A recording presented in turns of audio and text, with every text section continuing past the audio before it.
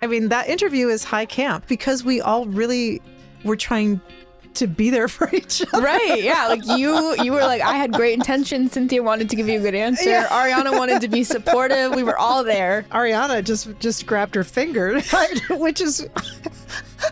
Ariana really, like, she did that. I don't know where that came from.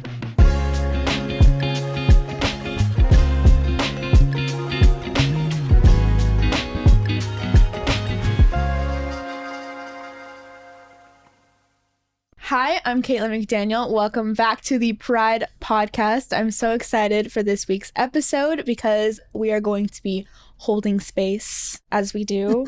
We hold space here. My guest is Tracy Gilchrist. Hi. Hi, which you may know from the viral moment with Ariana and Cynthia Erivo.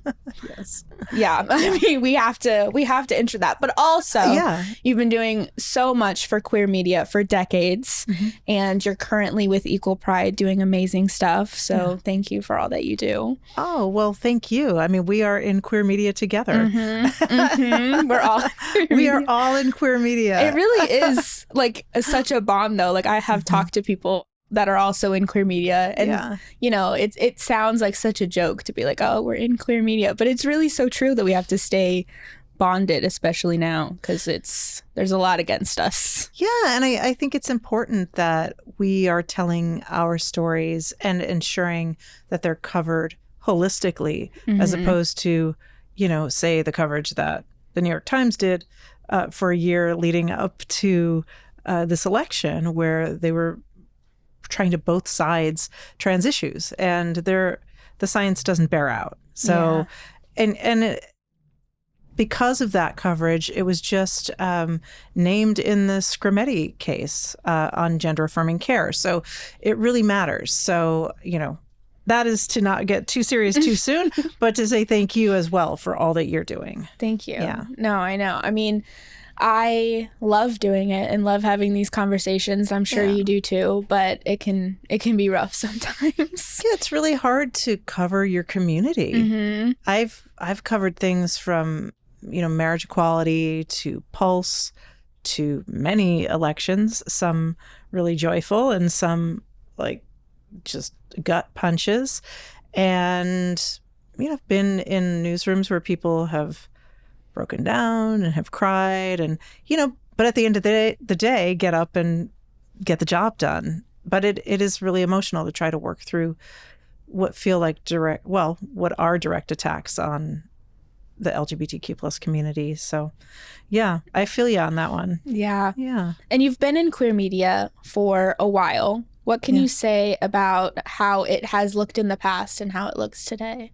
Well, when I started, I think I was writing on a tangerine, what were they called? iBook? I think it was called an iBook. I was like, what is that? It was a laptop. Oh, okay. But it was like kind of translucent, but then there was like a tangerine. A tangerine. Mine was tangerine. They also had pink and like a teal color. Oh, and I think a green. Okay. It was an early Mac laptop. Gotcha. Yeah, and it had a handle. Ooh, this it was like a purse. Cute. Like everything's like silver and boring nowadays. Actually, Carrie Bradshaw had the blue one in the first season of Sex and the City, the original Sex and the City. Yeah, and it sad Mac'd at one point, so she had to go get another one, and I think then she got the boring one. But yeah, so I would type on that, and it had a disk drive, and then I would have to take the disk somewhere to print out the paper and then give it to my editor at this magazine where I worked in Hartford, Connecticut. I didn't work there. I did it for free concert tickets and tickets to the theater. I didn't get paid for a long time. And I would just give her sheets of paper that then went into this magazine, Metroline magazine, that for a long time I had picked up, like, you know, I'd be at the gay bar, you'd be walking out the door, pick up Metroline, toss it in the car and read it at some point. But it was our local LGBTQ. Well, we wouldn't have called it that then. It was a local gay magazine at that time. So it was very different then because the internet was around, but there were not websites like we have now. I mean, everything's digitally driven now. Well, now that's even changing, right? So I really started full-time in queer media in 2008 when I became the editor-in-chief of SheWired.com, which was kind of part of our suite of sites, which include, well, actually, SheWired became Pride.com. And then, we've had Out and The Advocate, owned by the same company for quite some time. So I was hired to run SheWired, the sapphic site, and that was purely digital. We also worked with Out and The Advocate, which have a print component. So pretty much then it was digital and print, and even social media. Like, when I don't think Twitter was even much of a thing when I started. So we weren't even thinking about how to promote on social media. We were going primarily off of Google SEO and kind of word of mouth and maybe email campaigns and newsletters. So it's changed a lot, as it's changed for all of media, because you have to become so much more savvy now. And now, of course, the problem is, how do you get people to your site? Because nobody personally, I don't go to any websites. No. I look at Apple News. I know I just badmouthed the New York Times, but I do still have a subscription to the New York Times.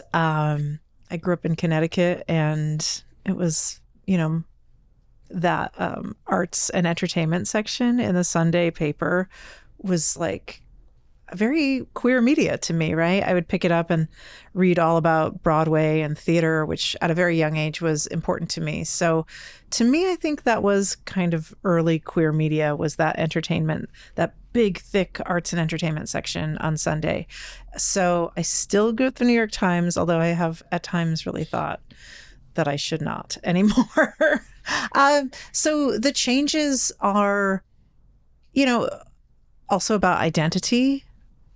Like I said, back when I started, we would have called it a gay magazine. And then I did work for Curve for a time in the mid-aughts, which was a national lesbian magazine. Now we would probably call that sapphic. We weren't where we did cover various identities, we weren't super cautious about kind of the overarching, the umbrellas of people's identities. And I think we're much more aware and inclusive than we were back then. Trying to use, queer obviously is an umbrella term, and LGBTQ plus, or whichever form of that, is the style of a magazine. So I think that identity-wise, we've really shifted. And also, I think we're talking about gender a lot more than we ever did. Trans folks were a little invisible in some of that early coverage.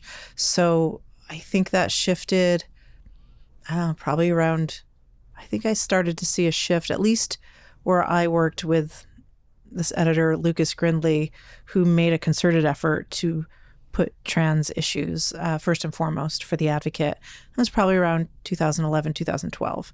So those are some of the changes that I've seen. Yeah.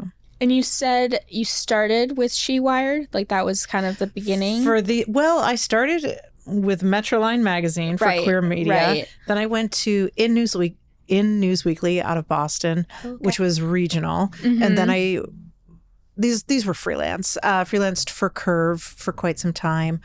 I worked for a daily newspaper in Connecticut for a while, which really spurred me to move to LA, because I was like, I'm going to die if I stay here. If I have to listen to one more Board of Education meeting, I'm not going to survive. But I think that was really helpful in terms of teaching me how to be a reporter and to edit myself, etc. So that was valuable, even if it was also the catalyst that brought me to LA. So, I can't be mad at that. So yeah, I did that. I came to LA. I was an editor for, like, a part-time editor. I can't even remember what the title was. SheWired previously was lesbiannation.com. And that was, I think that was built in the late 90s. So it was one of the first lesbian websites ever, but it really needed a refresh. So they brought me in to refresh that. So I was with SheWired, and then I was on Pride It's no secret. It's hard to get eyes on sapphic content, even though sapphics are probably the most loyal fan base. But it's really hard to find and build that audience. And it's also tough to get advertisers to get on board with it, even though women are some of the most loyal consumers out there. So at some point we were just like, okay, well, just change SheWired's trajectory, and now we're going to make it for millennials, which at the time were kind of the youngest adults. So I was on Pride for a year. Then I became the Advocate's first ever feminism editor, which I did for a couple of years. And in the pandemic, or just ahead of the pandemic, I was editor-in-chief of the Advocate. So that was a challenge, trying to learn how to do print production in a pandemic, alone with my cat, with everything else going on in the world. And you're like, this is what I have to focus on. And I'm trying to learn, I know how to edit, I know how to do a feature story, but fitting everything in, copy fitting, and what is kerning and what are widows and orphans. I hadn't paid attention to those terms. And so just learning all of that, learning a little bit of InDesign. We had this arcane Dropbox system that I had to learn. So that was really quite a challenge. So that's kind of it. I did go for a time over to Advocate Channel, which when Equal Pride bought our company, they launched Advocate Channel, which was very video-based, kind of news-based. So I was doing equal entertainment, kind of interviewing people on camera every day and reading some news headlines. And then a year ago, in June, I came back to the editorial side as VP of Editorial and Special Projects. So long time, lots of titles under these brands. So I've done it all pretty much. Yeah. I mean, I wanted to ask, just because you do have some of these amazing positions where you really were trying to bring queer women into the spotlight, which I feel like is still an ongoing problem that I see. And I haven't been in the industry that long, but it's just always a battle to make sure that they're seen and heard and represented in all of these platforms. And I feel like we don't have a spot now that really is just for that even. Yeah, I think Autostraddle is probably I think it's the last remaining site that's based in this country.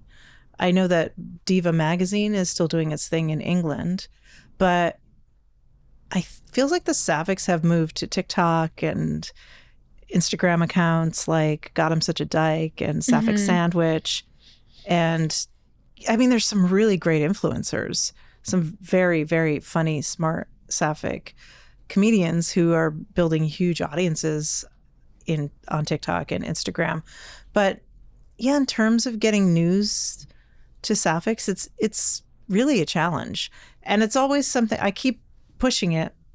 I keep writing those stories. Yeah. Even if they don't always find us, I still want it to be a part of the history. I always say this with our magazines especially, because with the internet, with online, I'm like, what is going to exist in 100 years?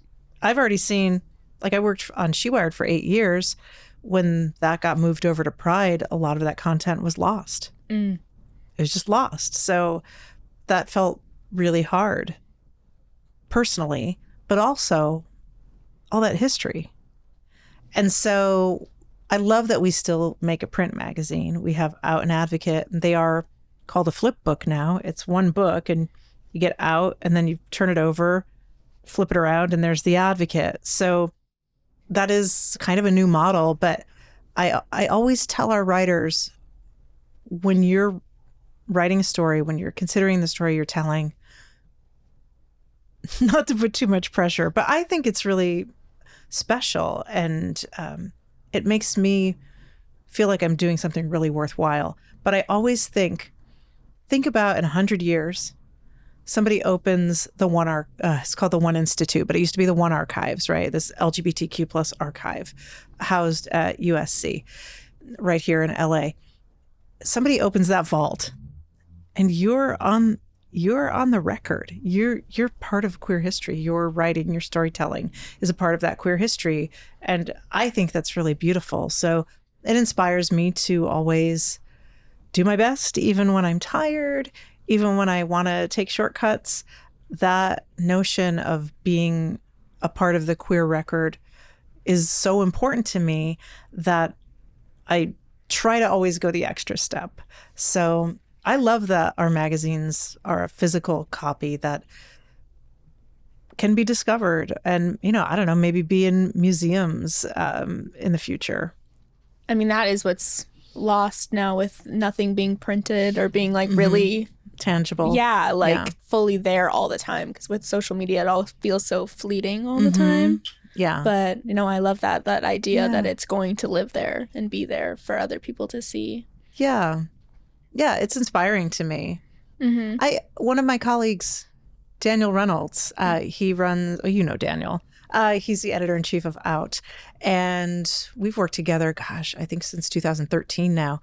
And I don't know, I think I was having like a rough time during the pandemic where I was like, what am I doing? What am I doing with my life? I'm sitting in this apartment in West LA with my cat and, and at one point he said, Tracy, we changed culture.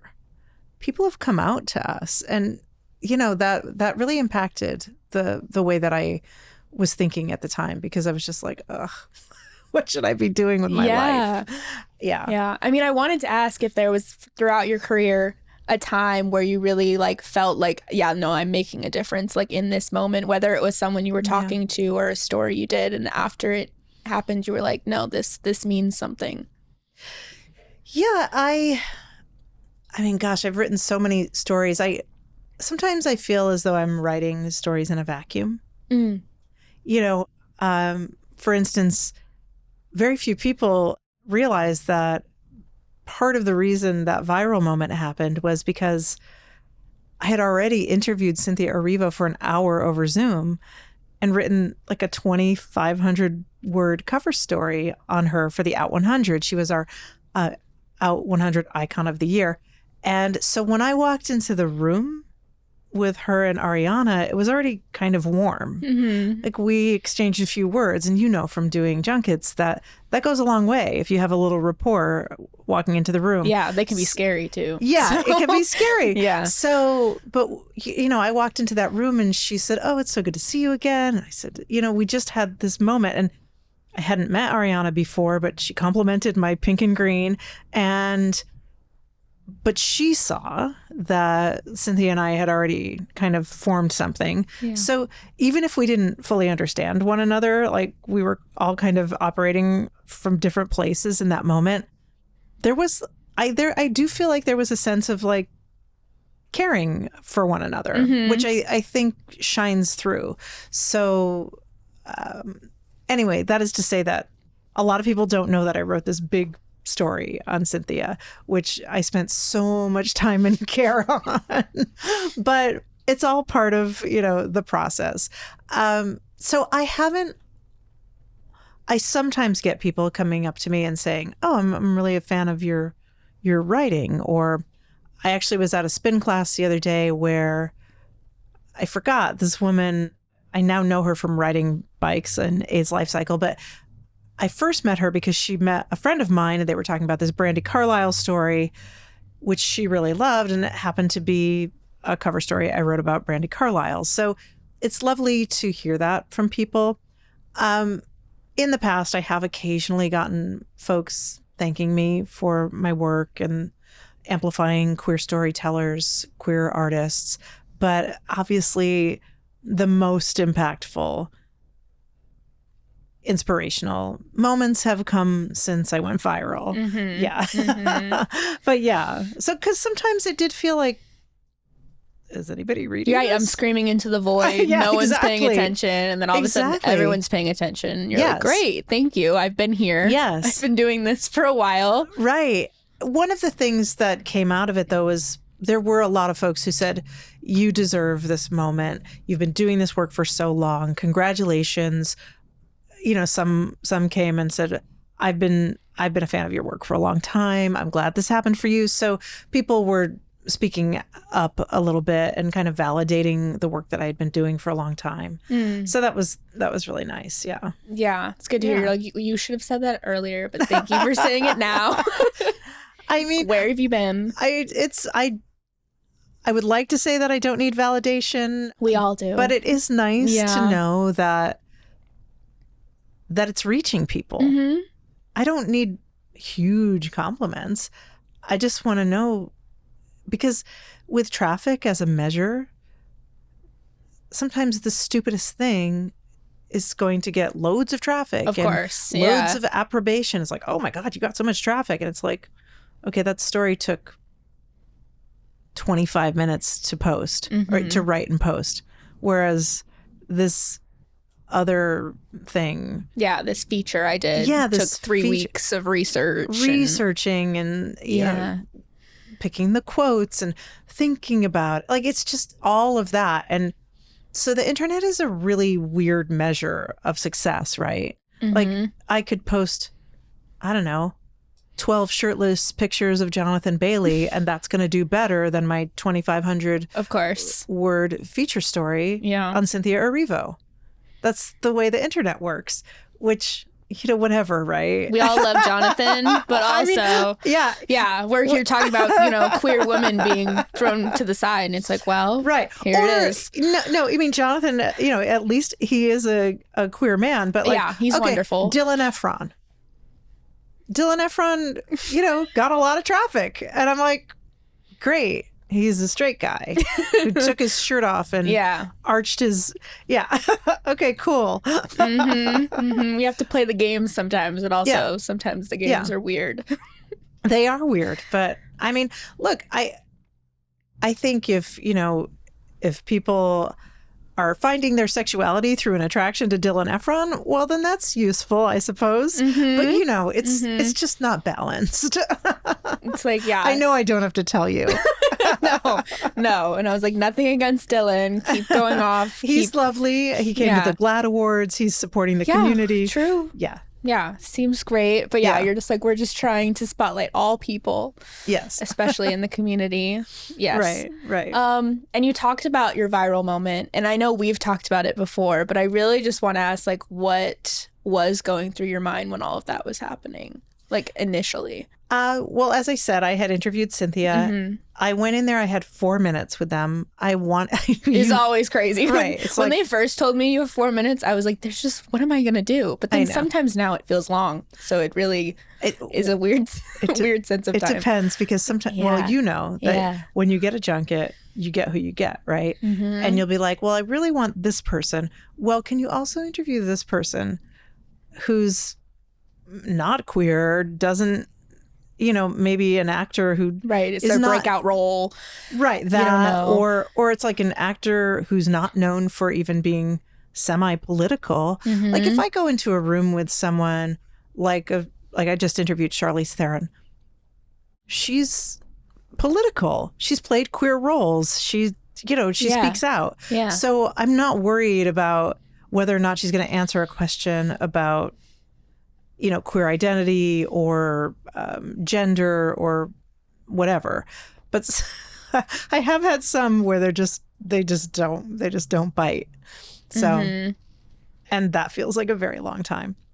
So anyway, when I went into the room, as I said, we had a little exchange. I went to Ariana. I asked her about the scene in the Ozdust ballroom, and when Glinda comes around and supports Elphaba after she's ostracized her. And also that's the start of this platonic love story. And Ariana really gave a beautiful, beautiful answer. And so by the time I got to Cynthia, I wanted to be sure that I asked her something I hadn't asked her in our hour-long Zoom call. Which is hard. Yeah, you're like, I've covered so much we've ground. Covered a lot. Yeah. And it was 2 days after the election, the re-election of Donald Trump. And anyone who's seen Wicked knows that this story, in part, is about an othered person who at the moment they come into their full power is exiled by a kind of fascist leader. So this is a very relevant story. Mm-hmm. And so, with very little time to explain all that or to tee up the question, I thought I could shorthand it. Like this week, people are really holding space with the lyrics of Defying Gravity, because that morning I saw Toni Morrison, whom I imagine you know Toni from Glad. Mm-hmm. So Toni Morrison from Glad had literally posted the lyrics of Defying Gravity on Instagram. And so I can't remember the caption exactly, but it was like something along the lines of, "This hits differently today." So I had seen that, and just maybe while I was waiting to go in. So I think I actually changed my answer for Cynthia, or I teed it up differently. Mm-hmm. So the question was, this week people are holding space with the lyrics of Defying Gravity. And what does it mean to you as a queer Black woman that this song that has meant so much to othered and queer people for 20 years may now take on a new life? Like, that was essentially the question, right? But I didn't even the question did not go viral, just the teeing up part, mm-hmm. because she had such a big reaction. Yeah. And so, I didn't know that was happening. And I went, in my brain, oh shit. Well, it's not a big thing. Yeah. I saw it on Toni Moore, and this is me. You can almost see my head going, because I'm thinking, I don't want to mislead. Right. You don't want. I don't want to. And like everyone, you're like, I don't want to say something that like I know is not true. I'm not trying to say that. I'm trying to say this, but it's hard to get your point across. So, Toni posted the lyrics. I had been seeing lots of excitement about Wicked. So then I'm like trying to manage Cynthia's expectations. And that was when I kind of dialed it back and said, well, I've seen it. Yeah. A couple of posts. I'm in queer media. Like, you can see me just trying I can see now, like, hearing this backstory. Like, I've seen you do a couple interviews and stuff, but now hearing that backstory is like, your responses make perfect sense to be like, no, I've seen it. I'm in queer media. That's where it's at. Like, and yeah. And you're like, yeah, so exactly. And she was like, that, that's what I wanted. And Ariana just grabbed her finger, which is Ariana really, like, she did that. I don't know where that came from. She said she just wanted to let Cynthia know she was there, but it was rather than like a whole I've seen people do pinkies too. Like sometimes people are like, "I'm here for you." Yeah, but it was a perfect storm of. I've told people this. I'm a nerd. When I went back to college I didn't finish college until my 30s. I went full time. I love my alma mater, so I'll say the name, to Mount Holyoke College in Massachusetts, and I had this film professor I adored. So I turned into a really big critical film theory nerd. And so sometimes I read film theory or just theory in general for pleasure. And of course, being a film theory person, I had to read Susan Sontag's Notes on Camp, which it really was the first document to kind of excavate and try to understand what is camp. And Susan Sontag says that pure camp is unintentional. So if you go into a project saying, oh, I want this to be campy, that's not the purest form of camp. Yeah. The purest form of camp is something that is sincere and unintentionally funny. And I think because the three of us were so sincere, that's why it's really campy. Absolutely. I mean, that interview is high camp. And it's because we all really were trying to be there for each other. Right. Yeah. Like you were like, I had great intentions. Cynthia wanted to give you a good answer. Yeah. Ariana wanted to be supportive. We were all there. Yeah. Being our best selves. So to me, like, that is hilarious to me that it became such a campy thing. And also why it's so big with queer media, right? Like with queer people, because of that high camp. True. Because I think because queer people can see the campiness, but also really appreciate the sentiments.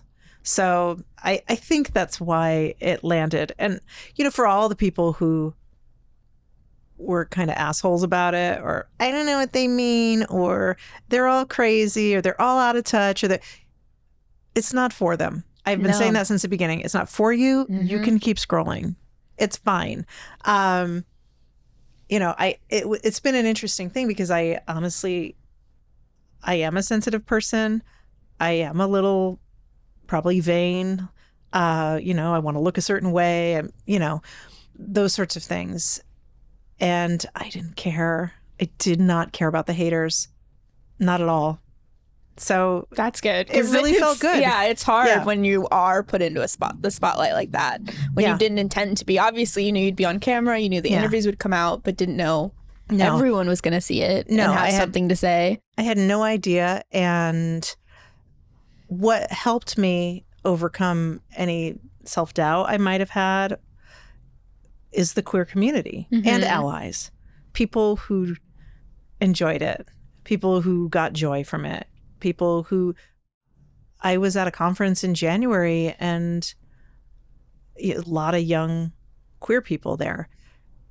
One woman cried with me, young person, a trans woman, and she articulated that she kind of did a deep dive on me and watched the way that I ask questions, the kinds of questions that I ask, and it meant a lot to her. So she may not have known of me before that, but she did do a dive, and that whole process meant something to her.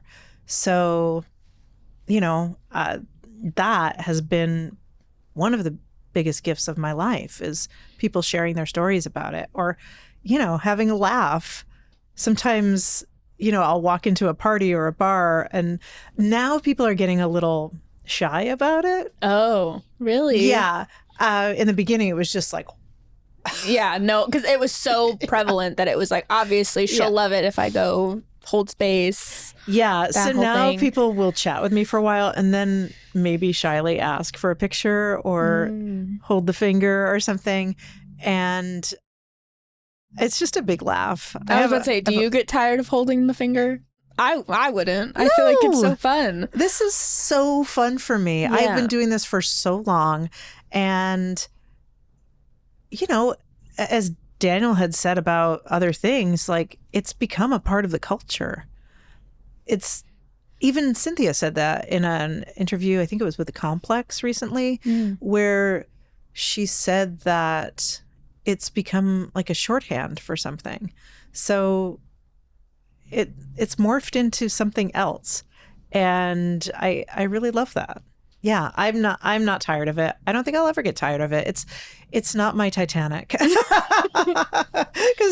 I think Kate Winslet has said that she's tired of talking about the door, the scene on the front of the boat. Not too. But this is not my Titanic. That's good. Yeah, because I do get sad when celebrities are like that sometimes, where like, you're like, no, you have to be grateful for the whatever shot you to fame, whatever you like your legacy is, which I get, like, they didn't always choose what their legacy was going to be, but right, it's hard when something has such an impact on the fans and then the people don't want to really talk about it anymore. So I mean, if Cate Blanchett stops talking about Carol, I'm just going to be bereft. I will be bereft. I was thinking about how we should talk about Carol, because I know that it means so much to you. I was like, how should we bring this up? Because I feel like it needs to be here. Well, it's the 10th anniversary. Oh, in November. Okay. How are they celebrating? Do you know? I don't know how they're celebrating. You know how you're celebrating? I'm trying to cook up some things. Oh, okay. I'm working with an influencer in New York to see if we can get something going. Ooh, so we'll see. Ooh, okay. Okay. Clearly we'll cover it on our sites and whatnot. But I mean, I just reread this story that I wrote in 2016 because I shared it with a friend who also loves Carol. And it was an op-ed, or I don't know, a voices piece, I guess we would call it now. And it was titled How Carol Made Me Want to Fall in Love Again, which, I came out in the 80s. There was not a lot for me to consume back then. There was nothing on TV. There were films that I was not aware of. until, I don't know, I was probably 18 or 19 when I started to become aware of certain queer films like The Hunger with Catherine Deneuve and Susan Sarandon. Mm-hmm. Catherine Deneuve's a vampire. So I became aware of that. I had like kind of heard of Desert Hearts, but I didn't see it for a long time. So I think like probably The Hunger, and then I have to go back and try to remember. Oh, The Color Purple had some queerness in it. There was a film called The Bostonians. I saw that in high school. It was like a Merchant Ivory film. You know, they did Sense and Sensibility, and mm-hmm. So A Room with a View was theirs. Morris. So there were some queer films that I saw, but I didn't really know much going in. Anyway, so, but Carol, based on Patricia Highsmith's The Price of Salt, written in 1952, with its hopeful ending. I mean, she wrote it under a pseudonym, but this was a love story that had a hopeful ending in 1952 at a time when queer women especially either ended up married to a man in a mental institution or dead. And here's this open end where it's like, well, they may end up together. So I had read the novel. I really like Patricia Highsmith's writing. I've read The Talented Mr. Ripley and Strangers on a Train and all of those books. So I had been following Carol for quite some time. There was a different director attached in the beginning. Mia Wasikowska was supposed to play Therese for a while. Oh. I don't remember when Kate came on. I think the lead role was actually not cast for quite some time. And then it kind of like, for SheWired, I was writing about this every time there was news. And Sarah Paulson was attached at one point, or, you know, when she came on, she had been attached for a while, I think. And so I kept writing about it. And then, of course, Todd Haynes, who at that time, he's the director, his film Far From Heaven had been my favorite film up until Carol came out. So I loved Todd Haynes. I loved his Bob Dylan film, I'm Not There. I loved Safe, Velvet Goldmine. So just a big fan of his. So as a film nerd, when this movie came out, it's not just this sapphic love story that I kind of related to in a way, because they did have to feel each other out for what am I feeling? What are they feeling? Like that kind of close to the vest was kind of how I had to be when I came out. So it reminded me of that in some way. I also love... Am I talking too much about it? No, you're fine. You're fine. I also love... It's funny because I remember when it came out and people were really upset about the age difference. Some people were, not everyone. But I always felt like Therese, even though she keeps saying throughout the movie, I don't know what I want, she knows what she wants from the minute she sees Carol. She goes to lunch, she orders the martini and the Spanish. I mean, she orders what Carol orders, but that's what she wants. So, and she keeps saying she doesn't know, but every step of the way, she is sure-footed. So I think there's a real strength in her queerness. And she's also based on Highsmith. Highsmith is Therese on some level. So I don't know. Everything about the film with Todd directing, because he's such an erudite director. I mean, just from the framing, the lighting, Sandy Powell's costumes, Phyllis Naj's script, Ed Lockman's cinematography, Carter Burwell's score, like the whole thing coalesces into just something more than a film for me. So there you go. I love it. I love how passionate you are. No, 100%. Like, I'm like, go watch everyone for the anniversary. If you had, like, for your, like, Letterboxd top 4 movies, is that number 1 for you? Yeah. Do you know what the other ones would be? Off the top of my head, I think The Wizard of Oz has to be in there. Okay. It's always been a part of my life since before memory. I would say, here's where the nerd comes in. I love Michelangelo Antonioni's Red Desert, which is from 1964. It's he's in obviously an Italian director, and stars one of my favorite actresses, Monica Vitti. She's just incredible to look at, and she doesn't often say a lot, but she conveys so much. So I really love that one. Not being too much of a nerd. I love What's Up, Doc with Barbara Streisand and Ryan O'Neal, Peter Bogdanovich film.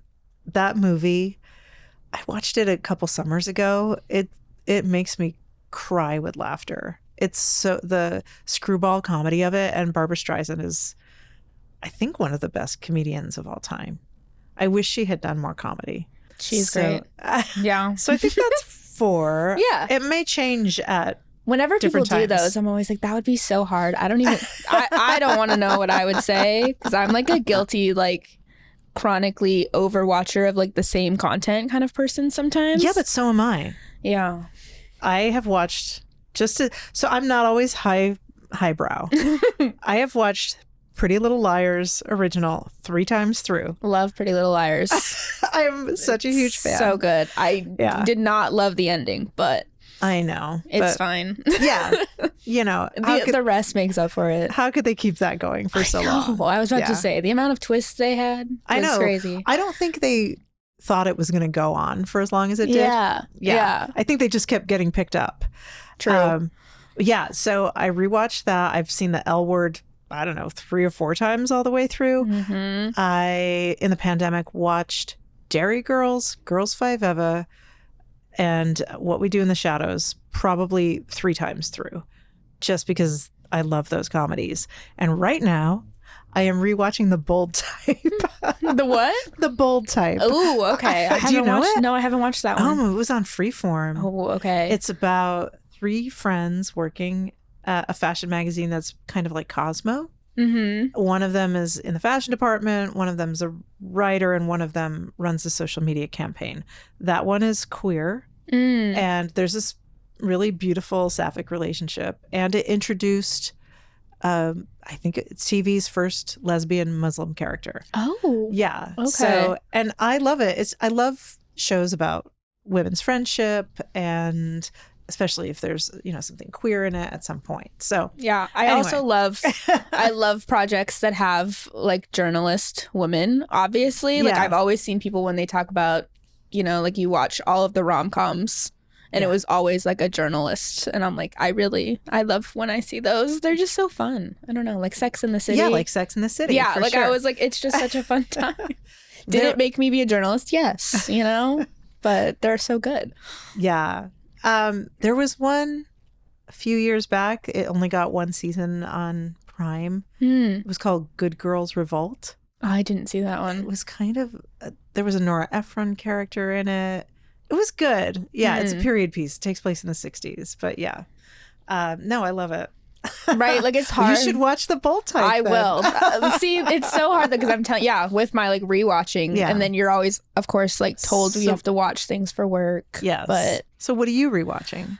I don't know. What am I rewatching right now? Unfortunately, currently, I'm not even in my rewatch era. I got sucked into the Love Island drama. Oof, have you seen that? I can't do reality. I can't do it. I never was a reality person because I never watched Survivor, honestly. I didn't really watch any kind of thing like that. And then I just was feeling really left out on TikTok, which is really just the problem with TikTok.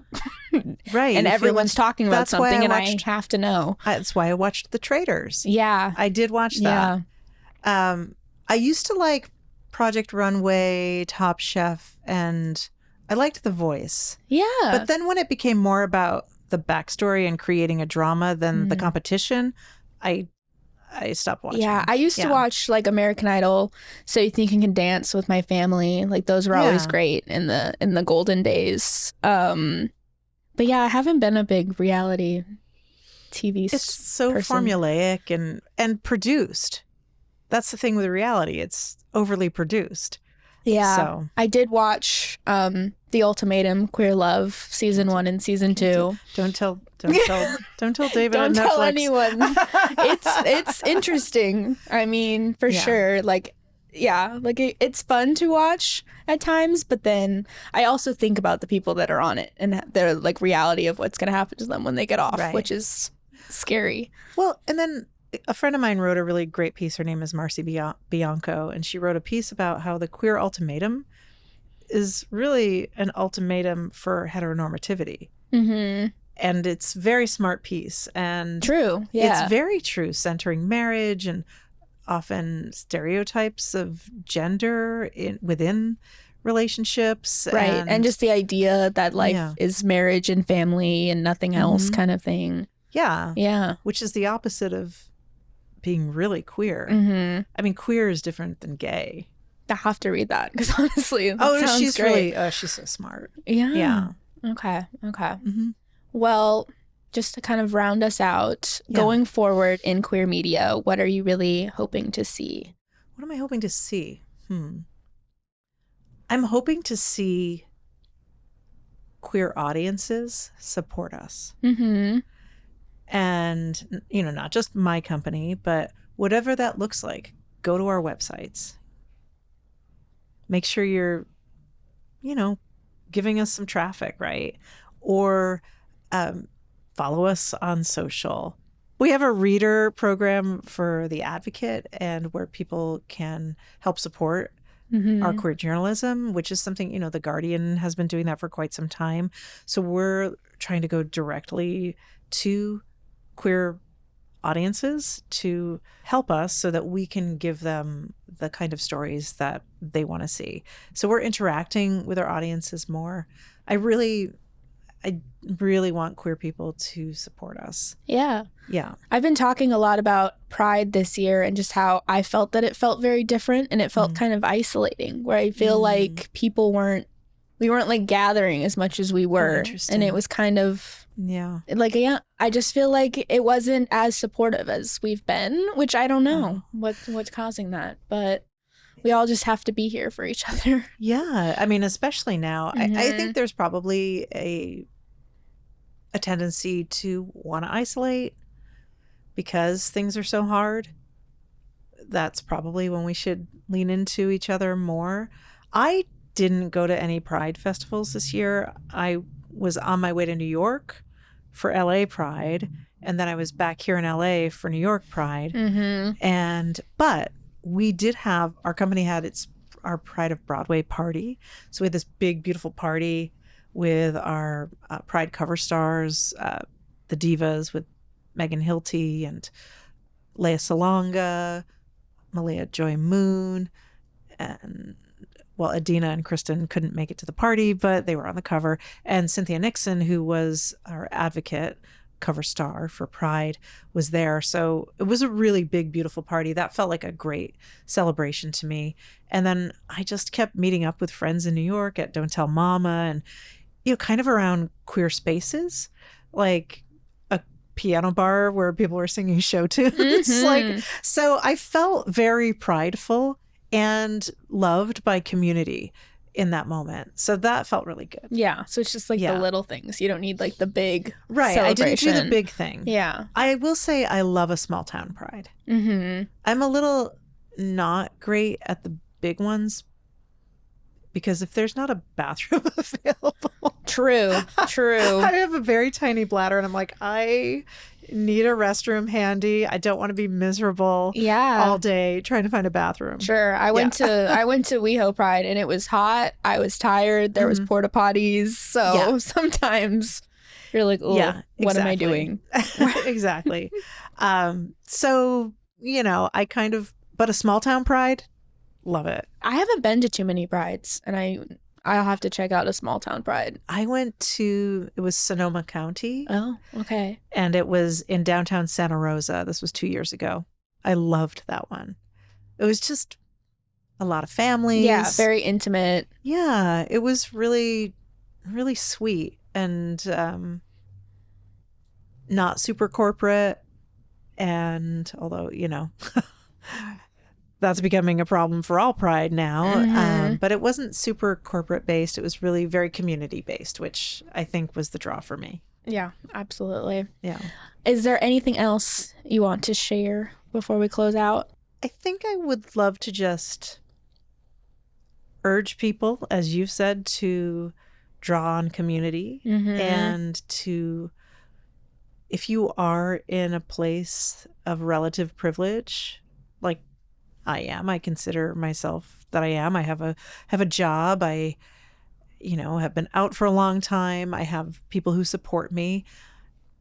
So I try to help others. So if you are in a place of relative privilege, please try to help other folks. And if you need help, please try to reach out and lean on each other.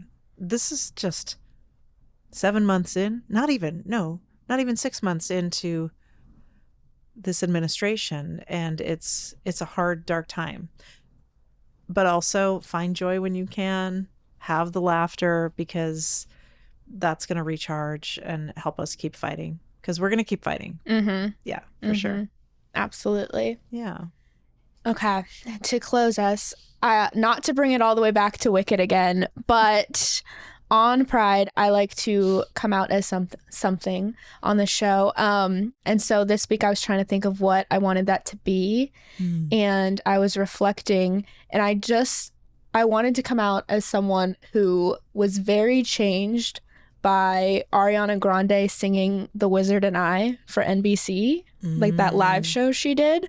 And I didn't really think about the impact that it had on me, like with all of the Wicked stuff going on. Like I knew she was a long time Wicked fan, but I streamed like that version specifically way too many times, blasted the YouTube video in my car, sang along to it. Like it really did a number on me.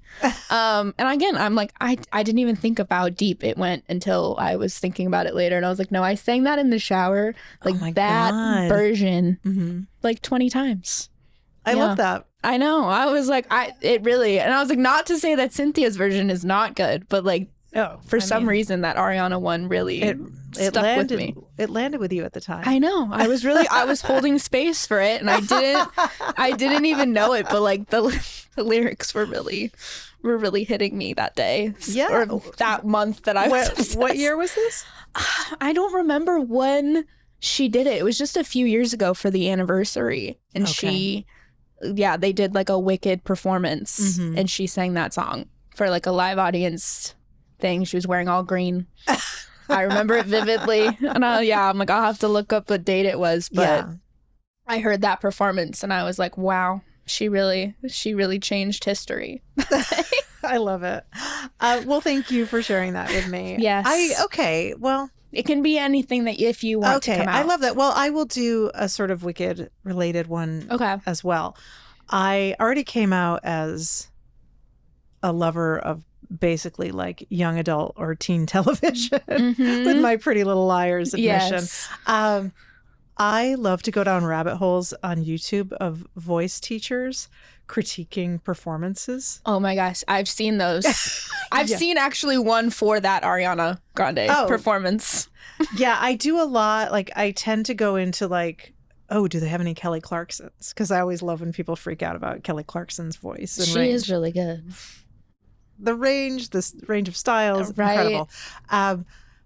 So I have now probably watched, 4 or 5 different voice teachers react to Cynthia and Ariana's opening performance of the Oscars this year, where Ariana did Over the Rainbow, Cynthia did Home from The Wiz, and then they did Defying Gravity.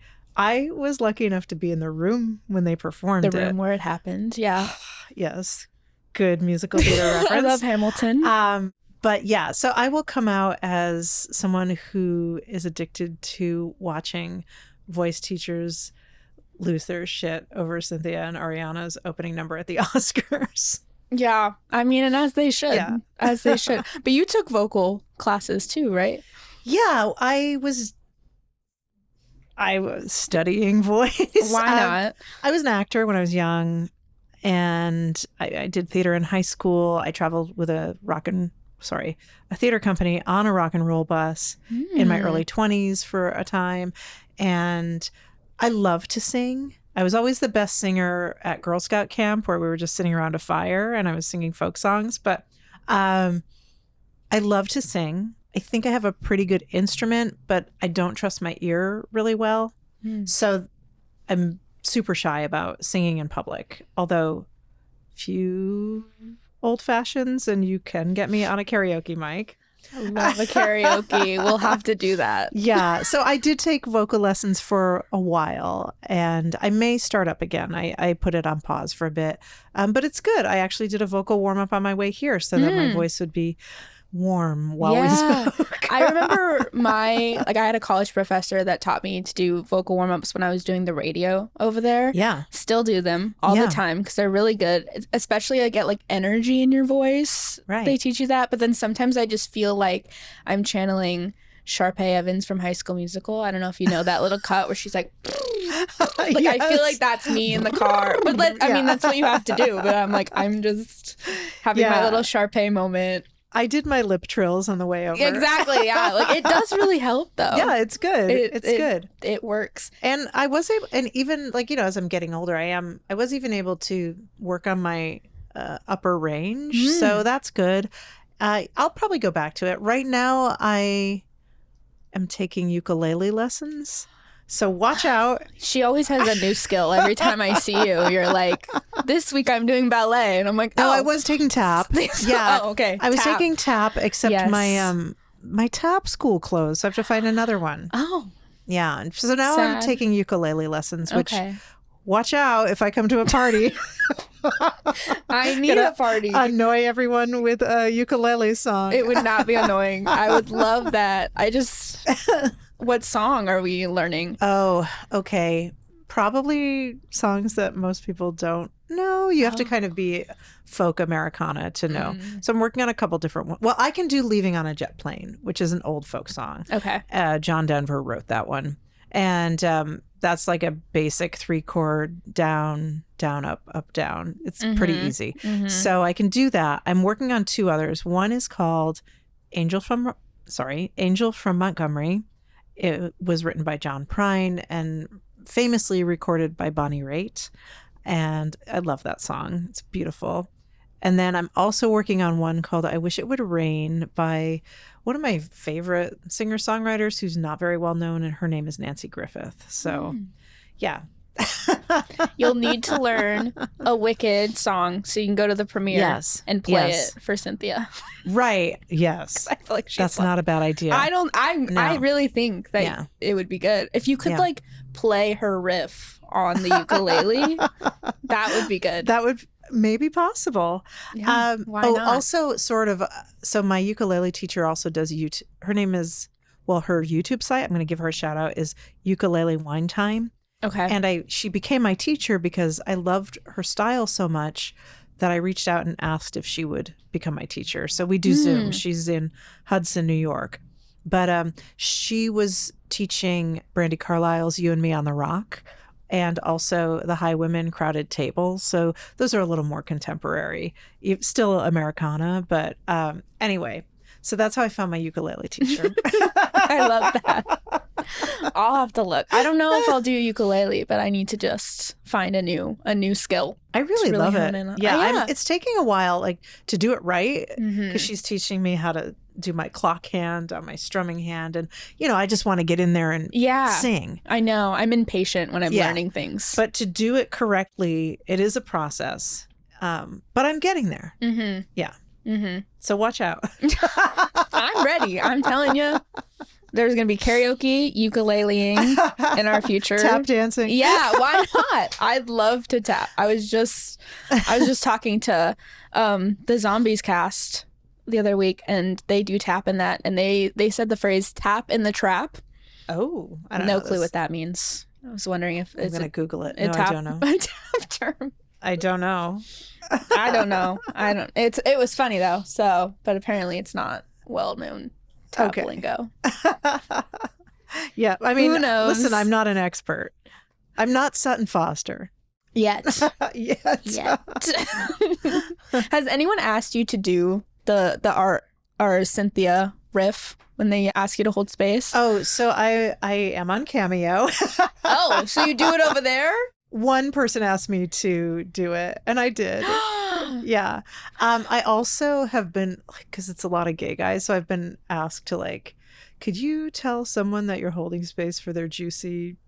Oh, sure. So I'm like, you're like, why not? Hey, if it brings people joy, spread the love. But part of me was like, oh God, is this going to be like edited out of context? And then I'm going to go viral for saying something really vile. Yeah. I mean, at that point, you have to worry about like AI getting to you and being able to steal your voice and make you say all kinds of stuff. So I think you're fine. So yeah, I'm just going to live with it. I meant to ask you earlier, like, if you had crazy fan encounters, but I feel like that is a pretty interesting story. I've had that. When we had our Pride of Broadway, I had this woman who was in a show, actually the touring company of Oklahoma here. I walked in and she freaked out, which was really cute. Mm-hmm. I mean, because she's a performer. And then I was at the Whole Foods in Brentwood, which I walk up to from my house. I live in West LA. It's just like north. And it was in the winter. It was raining. I had on yoga pants, like hiking boots because they're kind of waterproof, a raincoat. My hair was flat, no makeup. I'm walking through the Whole Foods and this woman who was with her male partner lost her shit when she saw me, like screamed, hugged me, asked for a photo, held my finger, hugged me again. And her partner was like, oh yeah, she's got the t-shirt. She's, so that was a fun one in the wild. And then, I did this was really fun for me because it was so long after. When I was in New York, I was walking through Hell's Kitchen and someone stopped me and said, on the street. I got stopped on the street. That made me so happy. Yeah. Well, thank you so much for coming on the show with us. Yeah. Thank you for all you do for the industry. Likewise. I can't wait to see Wicked Part 2. What's going to stir up with that? Like, it's almost Wicked season again, which is almost here. So exciting. It's so close. I know. Yeah. So that weird. Will be fun. This year has flown by. I know. It really has. Yeah. It really has. Well, Caitlynn, thank you for having me. And also you're really good at this. So you are in queer media. Thank you. I try to be in queer media, but thank you so much. From the queen of queer media. Make sure you follow Tracy, follow The Advocate out, Pride, and then subscribe to Pride wherever you get your podcasts, wherever you listen to podcasts. Follow us on social at Pride. Anything else you want to shout out? No, I just want to say thank you and tell everybody to celebrate themselves. Yes. All the time. Yeah. Not just during Pride Month. All the time. Yeah.